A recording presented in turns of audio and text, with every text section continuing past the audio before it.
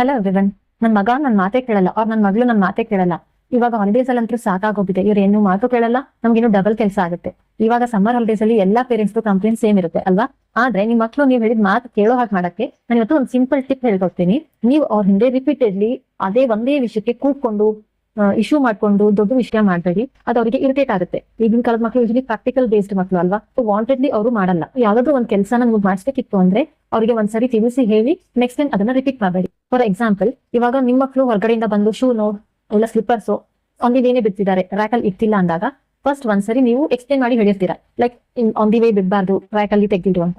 So next time ಅವ್ರು ರ್ಯಾಕಲ್ಲಿ ಇರ್ಲಿಲ್ಲ, ಅಲ್ಲಿ ಡೋರ್ ಹತ್ರ ಬಿಟ್ಟಾಗ ಎಲ್ಲಾ ಕೂಗಾಡೋ ನೆಸಸರಿ ಇಲ್ಲ. ಜಸ್ಟ್ ಅವ್ರ ಹೆಸರು ಕರ್ಬಿಟ್ಟು ಸ್ಲಿಪ್ಪರ್ಸ್ ಅಂದಾಗ ಅವ್ರಿಗೆ ಅರ್ಥ ಆಗೋಗುತ್ತೆ, ನಾವು ರ್ಯಾಕಲ್ಲಿ ಹೋಗಿ ಸ್ಲಿಪ್ಪರ್ಸ್ ಇಡ್ಬೇಕು ಅಂತ. ಸೊ ಅದನ್ನ ಮಾಡ್ತಾರೆ. ನೀವು ಇದ್ರ ಬದಲು ಕೂಗಾಡಕ್ ಸ್ಟಾರ್ಟ್ ಮಾಡಿದ್ರೆ ಅವ್ರು ಇರಿಟೇಟ್ ಆಗಿ ಅದನ್ನ ಮಾಡಲ್ಲ. ಒಳ್ಳೆ ಮಾಡಿದ್ರೇನು ಫ್ರಸ್ಟ್ರೇಟ್ ಆಗಿ ಮಾಡ್ತಾರೆ. ಸೊ ಇದೆಲ್ಲ ಇಶ್ಯೂ ಮಾಡೋದ್ ಬದಲು ಜಸ್ಟ್ ಸಿಗ್ನಲ್ ವಾಯ್ಸ್ ನಿಮ್ ಮಕ್ಳ ಜೊತೆ ಮಾತಾಡಿ ನಿಮ್ ಫೀಲಿಂಗ್ಸ್ ನ ಅರ್ಥ